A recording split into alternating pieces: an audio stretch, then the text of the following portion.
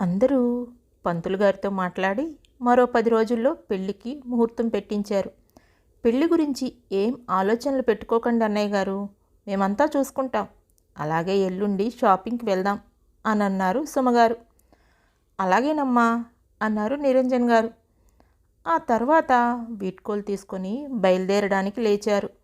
సుమగారు వెళ్తూ వెళ్తూ అమ్మూ బుగ్గపై ముద్దిచ్చి, చాలా ముద్దుగా ఉన్నావమ్మా బుట్టబొమ్మలా అన్నారు. ఆ మాటకి అందరూ నవ్వారు. గౌతమ్ అయితే తెగ సిగ్గుపడిపోయాడు. 2 రోజుల తర్వాత షాపింగ్ మాల్ దగ్గర అందరూ కలుసుకొని షాపింగ్ చేస్తున్నారు.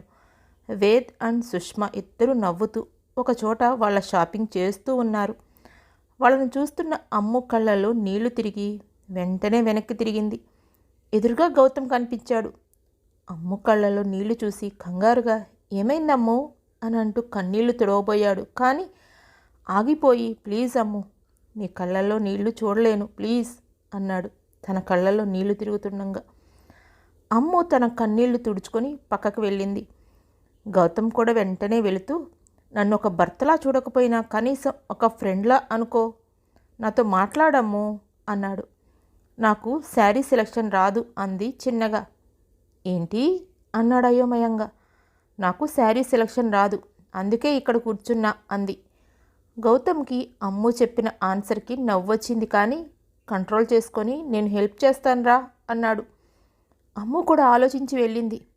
ఇద్దరు అన్నీ చూస్తూ బాగా నచ్చిన చీరలు సెలెక్ట్ చేశారు. ఆ తర్వాత అక్కడే ఫుడ్ కోర్ట్లో ఫుడ్ తినేసి ఎవరిళ్ళకు వాళ్ళు వెళ్ళిపోయారు. నెక్స్ట్ డే బంగారం కొనడానికి వెళ్ళారు. అలా ఒక వారంలో పెళ్ళికి కావాల్సిన పనులన్నీ ముగించుకొని అందరూ కాస్త ఫ్రీ అయ్యారు.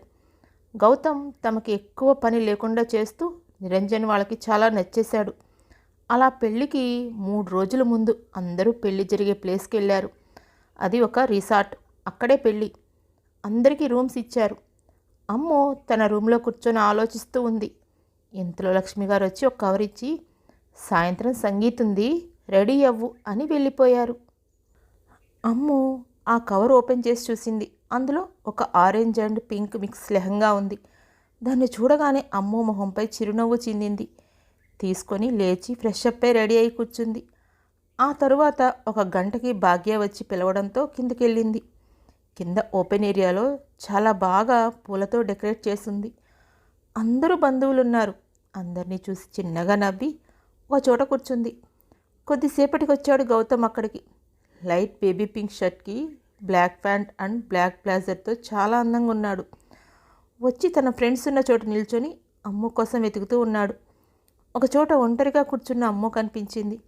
అక్కడికి వెళ్ళి, ఎదురుగా ఒంటరిగా ఉన్నావు, ఆది ఎక్కడా అని అడిగాడు. తెలీదు అంది తలదించుకొని. ఉండి పిలుస్తా అని ఫోన్ తీసుకొని కాల్ చేసేలోగా స్టేజ్పై వినిపించింది ఆది వాయిస్. అందరి దృష్టి అటు మళ్ళింది. అందరూ సంగీత్ని ఇంత బోరింగ్గా ఎంజాయ్ చేస్తారా? నాకేం నచ్చలేదు. సో మనం మన పెళ్లి కొడుకుని ఒక పాట పాడమని కోరుకుందాం అన్నాడు నవ్వుతూ. గౌతమ్ సీరియస్గా చూసి ఇక తప్పక పైకి లేచాడు. అక్కడికి వెళ్ళి అమ్ము వైపు చూశాడు. అమ్ము చాలా అందంగా కనిపిస్తుండగా గుర్తొచ్చింది ఒక పాట. చిన్నగా నవ్వుతూ పాట స్టార్ట్ చేశాడు. ఇంతకన్నా మంచి పోలికే లేదు, నాకు తట్టలేదు గాని అమ్ము అని అంటూ ఆది వైపు చూశాడు. అది అర్థం చేసుకున్న ఆది వెళ్ళి అమ్ముని స్టేజ్ పైకి తీసుకొచ్చాడు. ఇష్టం లేకపోయినా అందరి కోసం నవ్వుతూ ఉంది అమ్ము. బుట్టబొమ్మ బుట్టబొమ్మ అని అంటూ తన చుట్టూ తిరుగుతూ పాడుతున్నాడు.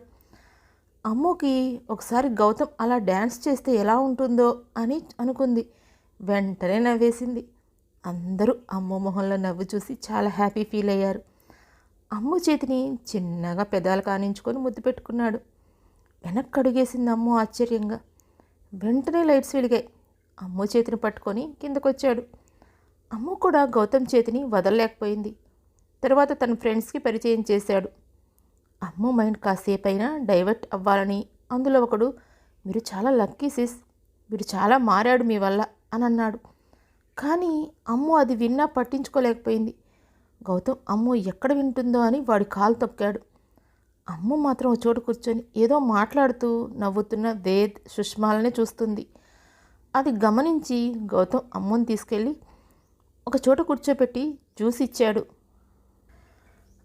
అమ్ము అది తీసుకొని తాగుతూ ఉంది. ఏమైందమ్మో అని లాలనగా అడిగాడు. నాకు చాలా ఏడుపు వస్తోంది గౌతమ్ అనంది కళ్ళ నిండా నీళ్లతో. ఎందుకురా అని కంగారుగా అడుగుతూ చైర్ పక్కకేసుకున్నాడు. తెలీదు, ఏదో దిగులొస్తోంది. నేను రూమ్కి వెళ్ళిపోతా గౌతమ్ అంది. సరే వెళ్ళు, కానీ ఒకటి గుర్తుపెట్టుకో అమ్ము, గతాన్ని తలుచుకుంటూ మనం కూడా అక్కడే నిలిచిపోకూడదు అన్నాడు.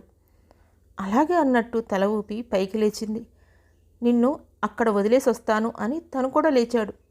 ఇద్దరు మౌనంగా నడుస్తూ ఉన్నారు. ఎలా పాడాను చెప్పనే లేదు అన్నాడు నవ్వుతూ. బాగా పాడావు. నువ్వు మ్యూజిక్ నేర్చుకున్నావా అని అడిగింది. హా, చాలా రోజుల కిందట అని అన్నాడు. అంతలో రూమ్ వచ్చేసరికి లోపలికి వెళ్ళింది అమ్ము. గౌతమ్ కూడా సంగీత్కి వెళ్ళి అక్కడ ఫ్రెండ్స్తో మాట్లాడుతూ కూర్చున్నాడు. మరుసటి రోజు ఉదయం కొన్ని పూజలుంటే అవి చూసుకొని సాయంత్రం మెహందీ ఫంక్షన్ పెట్టుకున్నారు. అమ్ము కూడా కొద్దిగా నవ్వుతూ ఉంది. ఆ నెక్స్ట్ డే పెళ్ళి. ఆ రోజు పెళ్లి కొడుకు పెళ్లి కూతుర్ని చేశారు. ఆ తర్వాత రోజు పెళ్లి పీటల మీద కూర్చుని ఉన్నాడు గౌతమ్. తన కళ్ళల్లో ప్రపంచాన్ని జయించినంత ఆనందం ఉంది. కొద్దిసేపటికి అమ్ముని తీసుకొచ్చారు. తెరచాటున తొంగి చూడటానికి ప్రయత్నిస్తున్న గౌతమ్ని చూస్తే నవ్వొస్తుంది అందరికీ. అది గమనించి సైలెంట్గా కూర్చున్నాడు.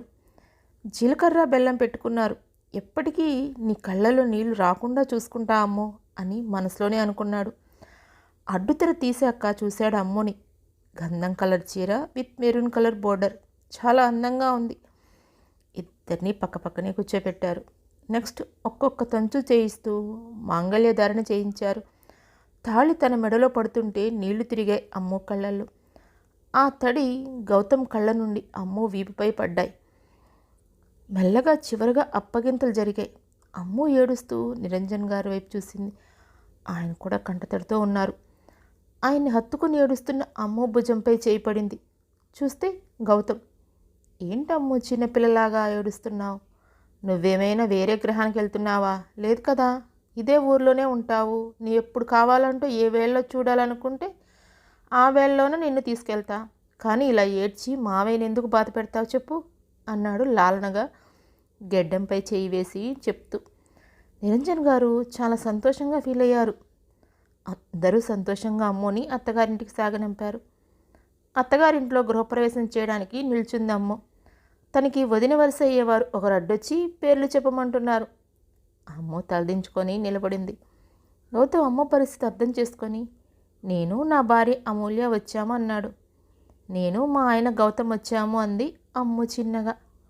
అమ్ముకి తోడుగా ఆది వచ్చాడు. ఆ తర్వాత హారతిచ్చి లోపలికి గృహప్రవేశం చేయించారు. ఇద్దరికి చేత పూజ చేయించి అందరికీ నమస్కారం చేశారు. ఆ తర్వాత అమ్ముని ఒక రూమ్లోకి వెళ్ళమన్నారు. అమ్మ ఇబ్బందిగా చూస్తూ వెళ్ళింది. గౌతమ్ తన తల్లి దగ్గరికి వెళ్ళి, అమ్మా నేను అమ్ము దగ్గరే ఉంటానన్నాడు. అలాగే వెళ్ళు అన్నారు ఆవిడ. గౌతమ్ అమ్మ వెంట లోపలికి వెళ్ళాడు. అమ్మ అక్కడే బెడ్ మీద దిగులుగా కూర్చుంది. అది గమనించిన గౌతమ్ అమ్ము ముందు మోకాళ్ళపై కూర్చొని, ఏమైందమ్మో అని అడిగాడు. ఒక్కసారి కూడా బావ నాకు సారీ చెప్పలేదు గౌతమ్ అంది చిన్నగా. ఏమంటున్నావమ్మో అని అడిగాడు. నేను సారీ చెప్పడానికి కూడా సరిపోనా? నేనేం చేశానని నన్ను ఇలా బాధ పెట్టాడు? ఇష్టం లేకపోతే అప్పుడే చెప్పేయచ్చుగా అనంది ఏడుస్తూ అమ్ము. అమ్మో అని అంటూ ఓదార్చడానికి ట్రై చేస్తున్నాడు. అమ్ము మాట వినట్లేదు. ఒక్కసారిగా అమ్ము మొహాన్ని చేతిలోకి పట్టుకొని మొహం దగ్గరకు తెచ్చి, కామ్ డౌన్, కూల్ అవ్వు అన్నాడు. సైలెంట్ అయిందమ్ము. ఓ మదిని దూరం చేస్తే ఇంకొకటి ముడివేస్తాడు. ఎదలోనే ప్రేమకి వేరే మజిలీకి చేరుస్తాడు అన్నాడు. ఆ పదంలో చాలా అర్థం ఉంది అనిపించింది. నువ్వు రెస్ట్ తీసుకో అమ్ము అన్నాడు నవ్వుతూ. అమ్ము అలాగే అని వెళ్ళి డ్రెస్ చేంజ్ చేసుకొని ఫ్రెష్ అప్ అయ్యి వచ్చి పడుకునేదాకా అక్కడే ఉండి బయటకు వచ్చాడు గౌతమ్.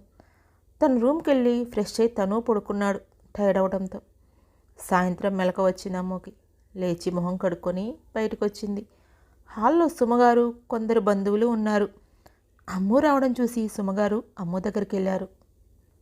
కాఫీ తాగుతావారా అని అడిగారు. వద్దత్తయ్యా అంది మొదటిసారి. ఆవిడ ఆనందంగా ఉండు తల్లి అని వెళ్ళి కాఫీ తీసుకొచ్చారు. ఇబ్బందిగా చూస్తుంటే, తీసుకో అమ్మా, నేను నీకు అమ్మలాంటి దాన్నే అన్నారు. అమ్ము నవ్వుతూ ఆమెను హత్తుకొని, థ్యాంక్ యూ అత్తమ్మ అంది నవ్వుతూ. ఆవిడ అక్కడే వాళ్ళతో కూర్చోబెట్టుకొని మాటల్లో పడ్డారు. అమ్మ కూడా చిన్నగా వాళ్ళతో మాటల్లో పడింది. ఆ తరువాత కొద్దిసేపటికి మా కాఫీ అని అరిచాడు గౌతమ్. అమ్మో నువ్వు వెళ్ళిస్తావా తల్లి అన్నారు ఆమె వైపు చూస్తూ.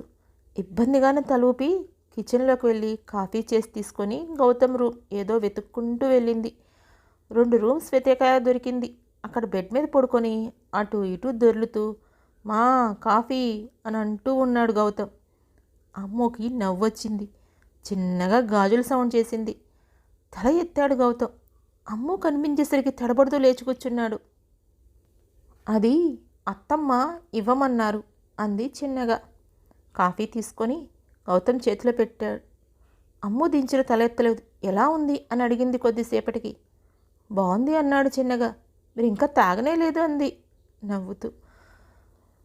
తలెత్తి తడబడ్డాడు గౌతమ్. నవ్వుతూ కిందకి వెళ్ళిపోయింది. ఆ రోజు నైట్ అందరూ డిన్నర్ చేసి పడుకున్నారు.